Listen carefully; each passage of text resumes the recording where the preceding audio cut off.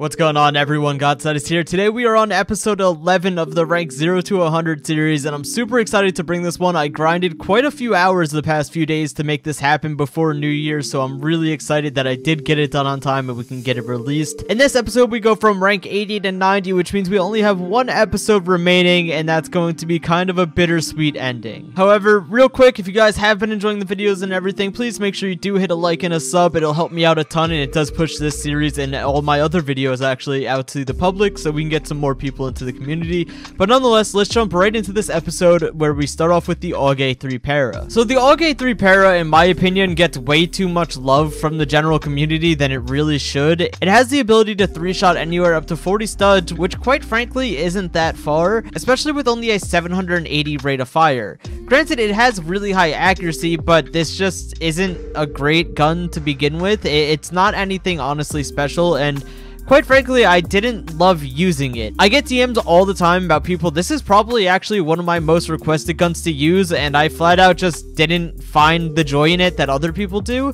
There's much better guns out there. Hell, using something like a Vector or even the new K7 is much better than this gun overall, and it just isn't anything that great. Especially considering the fact that it only has 25 bullets in a magazine instead of 30, I found myself running out of ammo quite a lot, and it was just overall bothersome more than anything. For a gun at this high of a rank with everything else you have unlocked leading up to this, it just flat out isn't worth your time in my opinion. There's much better guns. Use something like an Asval, like a Colt SMG, like even shoot some of the MP510s, things like that. There's so many better guns in this.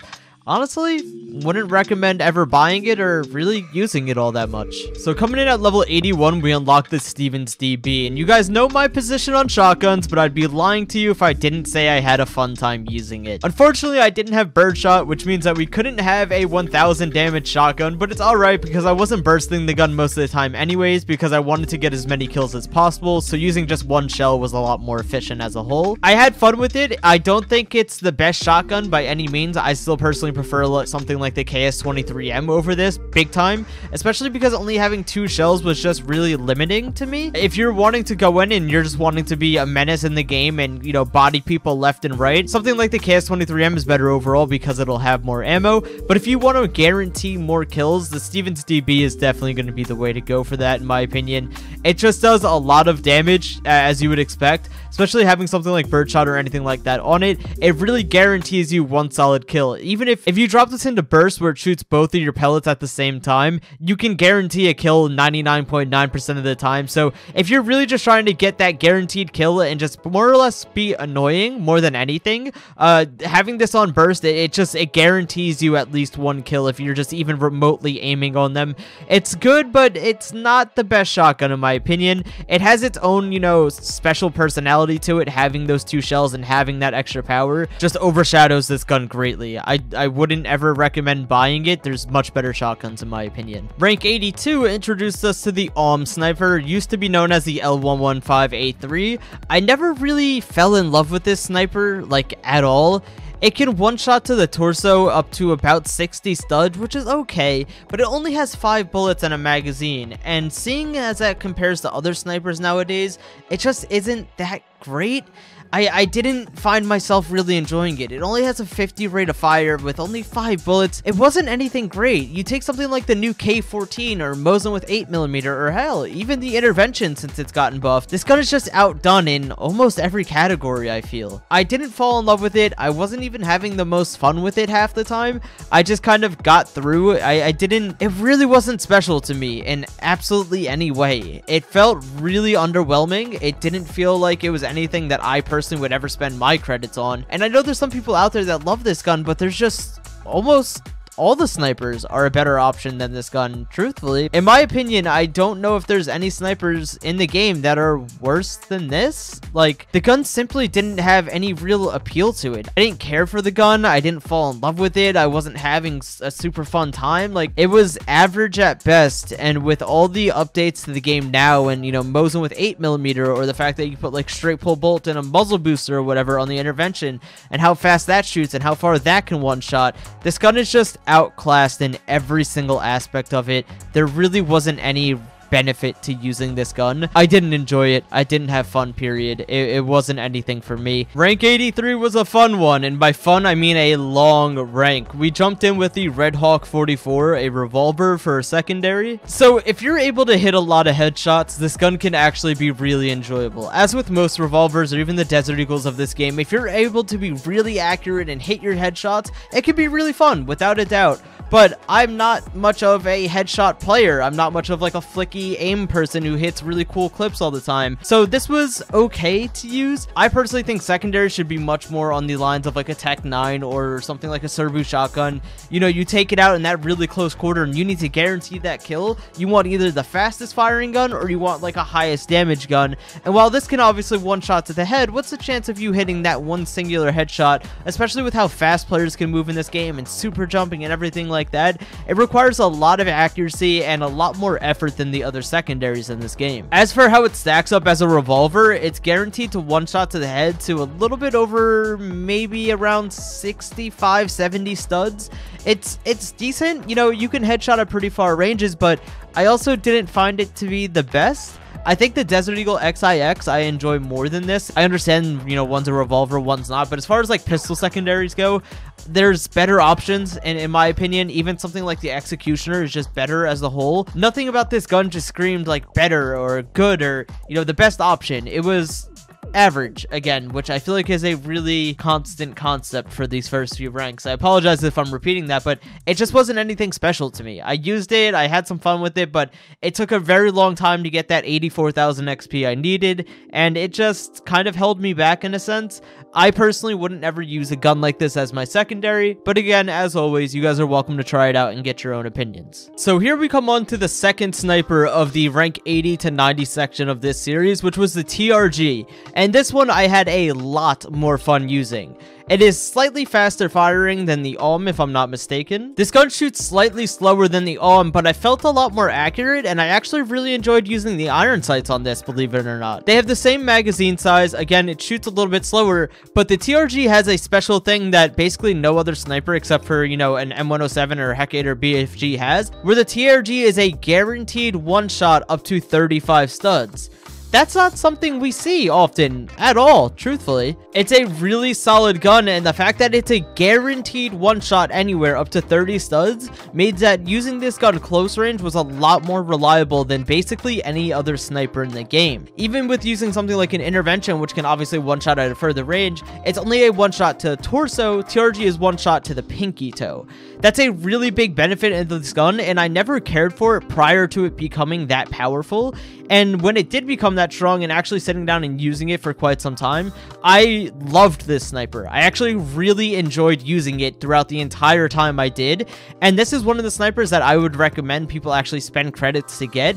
I don't think it's the best sniper by any means. If you like to play really fast paced and use these snipers in kind of close range and everything like that, the TRG is just, without a doubt, in my opinion, the best sniper you can get for that. Extremely powerful, extremely mobile. You don't have to play like a quote-unquote sniper where you have to do everything out of range. It's just powerful.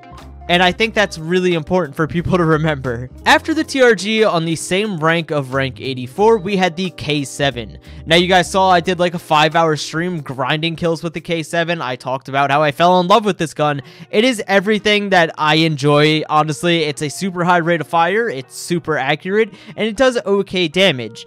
It's either a 4-shot or a 6-shot at max range, but it could 4-shot up to 60 studs, and shooting at 1100 rounds per minute, if you were to hit headshots even, you can kill someone in 0.1 seconds. That's a really fast time to kill. This is not better than the Vector as a whole, but when you compare the accuracy of this gun to the Vector, this one becomes a lot more usable at that medium to long range. I even noticed myself kind of lasering people cross map with this gun.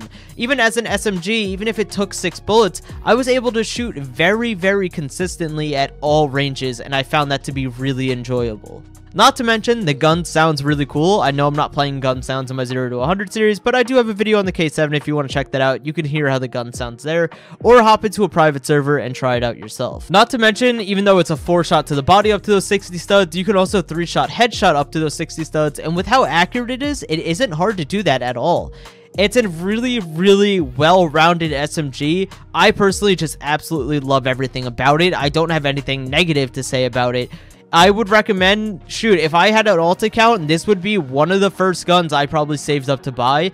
I loved using it for every second I have so far, and I think most of you guys would enjoy it as well. So rank 85 was a little bit more of a tough one for me personally, because I'm not much, like I said, a headshot player anymore. I just usually spray at the body and live my best life. But here we had the Scar SSR, which has the ability to one-shot to the head up to 114 studs, and has a magazine size of 10 rounds. Now, this gun does shoot decently quick for the power that it packs, shooting at 220 rounds per minute, which was pretty enjoyable. It was nice being able to shoot faster than what I expected, and I did sort of enjoy it. I didn't love it though. You guys know I don't love DMRs and how you have to play with them, but this one was a bit more enjoyable because of that one-shot headshot range. I found myself slowly getting into a groove of it, and as I got more accurate and more comfortable with it, I obviously was having more fun overall. But the fact that, you know, using a gun this powerful, and it's arguably very slow compared to other things, not being able to one-shot torso was really tough, and I really struggled with that at times.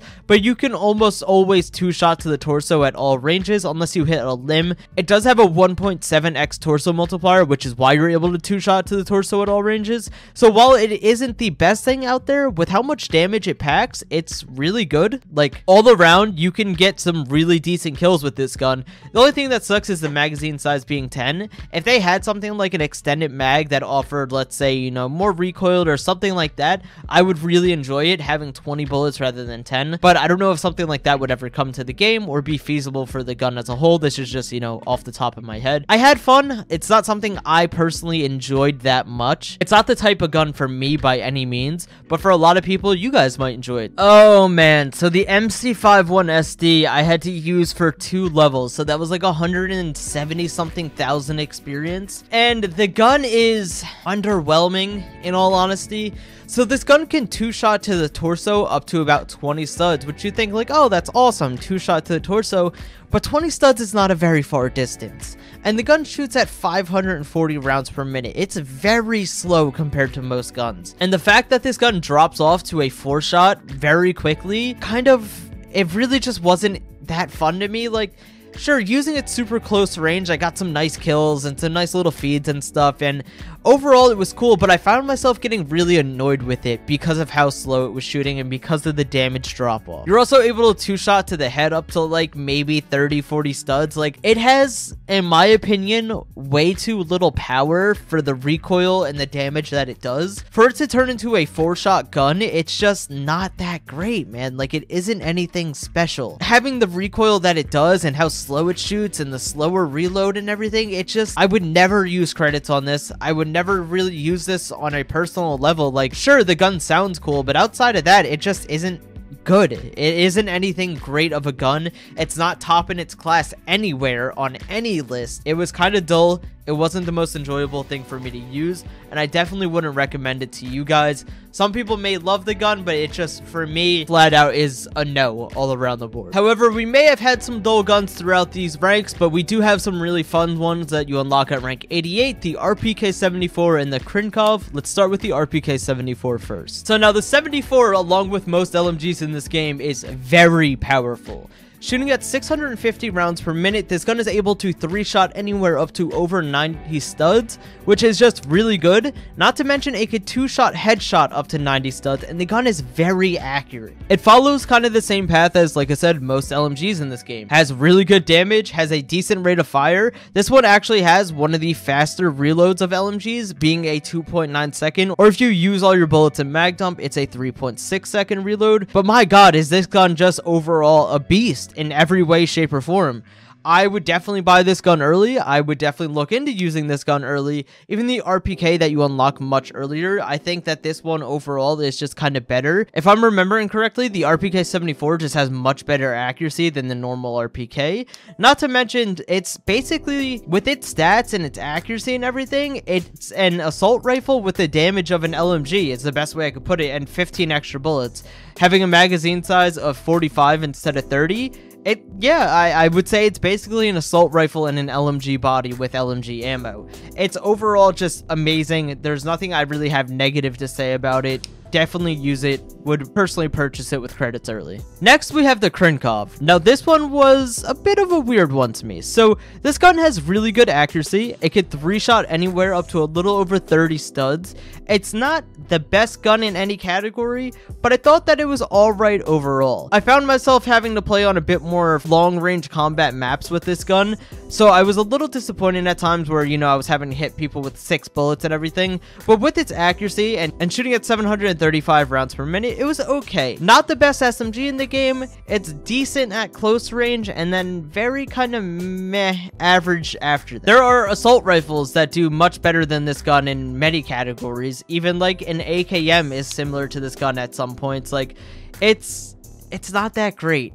Using it super close range, if you were to use this on a map like Metro, or, you know, playing super close range on a map like Warehouse, sure, I could see this definitely being fun and usable.